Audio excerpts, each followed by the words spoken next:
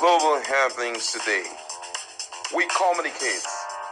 We analyze global news. Stay tuned. Hello beautiful people, welcome back to our channel. The drama is about to set in court some few minutes from now. As we speak, Nnamdi Kanu have decided to do the needful. Don't forget that if you check our playlist, you get to see all of those videos where Nnamdi Kanu made up his mind that he's going to defend himself. Of course, some persons said, the lawyer said that they have withdrawn from the case. Others said Nnamdi Kanu sacked them. But if you check the videos at the background, you get to understand also that there is a cordial relationship, or even the pictures that's in the background. There's a cordial relationship between Nnamdi Kanu and his legal team that have withdrawn. Some are giving insider information, which you're going to get here in a moment, about what truly is the reason behind Nnamdi Kanu's withdrawing his legal team, or Nnamdi Kanu's legal team withdrawing from the services. And there's another dimension to it. Those who were already in court, who couldn't, though we have the court rules, you don't actually get to film proceedings. It's against the rules, of the ethics of courtroom. But those who were in the courtroom did agree that there were some details Nnamdi Kanu mentioned that was not captured, of which you're going to get to hear all of that. Nnamdi Kanu is ready to spill it all. He knows the dimension, he knows the consequences, he also knows the benefit. Since we're already getting here, let's open it up. And he has decided to open up on the fact that his lawyers are probably scared of mentioning him. They're trying to be tactical. He wants to open it the way it is. But the question is, will emotions see him through? Will justice be served? Or would he, having been through this back and forth for over how many years now, will that be enough for Nigerians to hear his story and possibly do what they feel is right? Let's quickly dive into the news. But before we do that, please subscribe to our channel.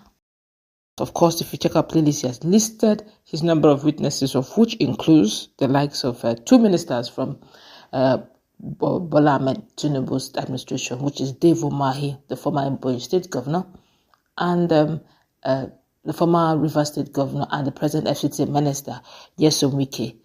And Ikpezu, which is the former Abia State Governor, also listed. He listed quite a number. And the question now is, will these guys honor it? Well, from insider info, some persons are beginning to open up on what is going on. Don't also forget that Omoyele Sowore was arrested, and up till now he has not been released. And from what we gathered, we heard that the likes of Inibege Effiong, who is one of the lawyers representing Sowore on this matter, was refused access to Sowore. And Sowore has also decided to call out someone he has really helped, who unfortunately, and is an Igbo man, who is also making an anti-protest, making anti-moves for Nnamdi Kanu not to be released. And according to what an insider person is saying, he called himself a wise Igbo man. He said, to his understanding, the major reason Nnamdi Kanu opted to defend himself in court rather than use lawyers is actually funding. He said, the Igbo abroad are no longer funding IPOB, and no lawyer will give you free service charge on this type of sensitive case. A few days ago, inside the courtroom, we saw in a video Nnamdi Kanu telling his lawyer Maxwell Wara to tell IPOB supporters under Rising Sun and so on to make donations and so on and so forth. But I think the donations are no longer coming in, making his lawyers to withdraw their services, and Nnamdi Kanu opted for self-defense, which is allowed. Now, he said in summary, funding is the life wire of every group, be it activism, agitation, terrorism, you name it, that cut out the money, the funding, you cut out the life wire. Some person said many Igbos abroad are no longer sending monies down for Mazi Nnamdi Kanu. But meanwhile, for that of Sowore couldn't believe what Ijele did. He said, I stood by you, but you betrayed me. Sowore to Ijele. Omoyele Sowore has reacted to the recent actions of Ijele, who organized a protest opposing the release of Mazi Nnamdi Kanu. Now, according to Sowore, he expected loyalty and consistency from Ijele after all the support he received from me during his arrest and long detention. Sowore said, Ijele, you know what you are doing now is bad.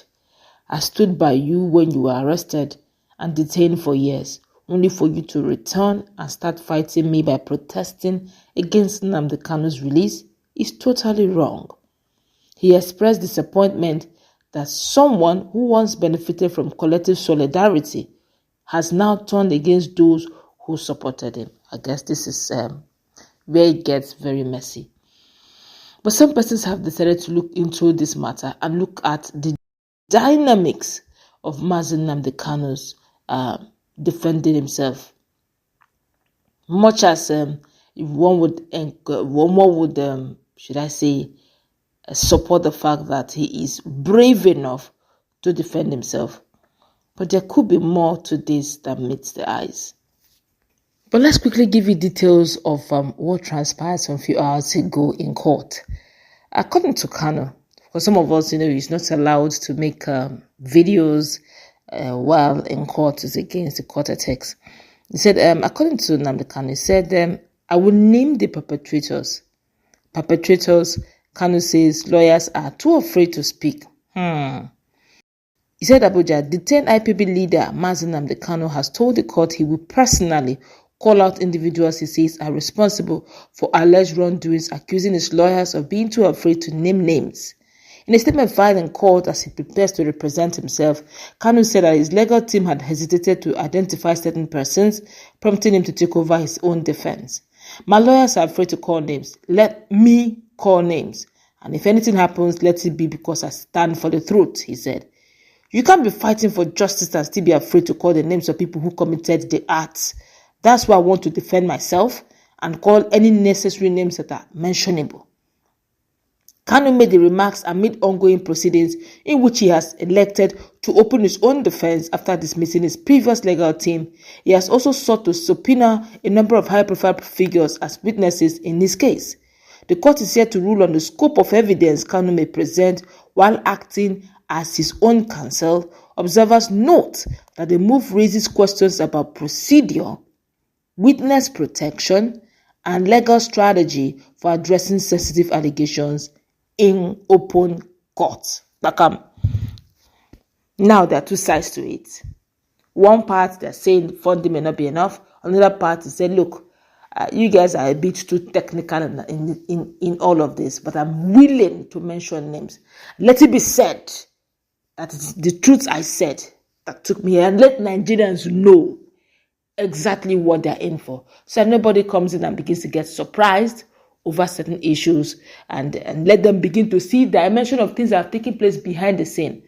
And is willing to mention names. The names he's willing to mention is very dicey. Don't forget that, don't let me preempt Nnamdi Kanu, because some of us who have been following these details since over 15 years now, they can agree with me that there's some certain things that maybe was a case of suspicion, but we really would love to hear from the horse's mouth.